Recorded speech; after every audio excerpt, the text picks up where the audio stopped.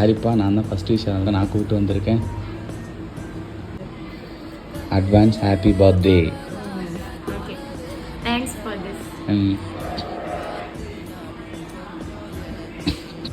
இது வந்து brown happy 12 ஆயிடுச்சா?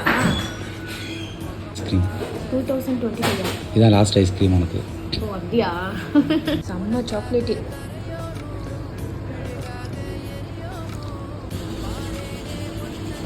ஏன் பண்ணி பரவசமாக இருந்த மாதிரியே ஃபீல் பண்ணுற?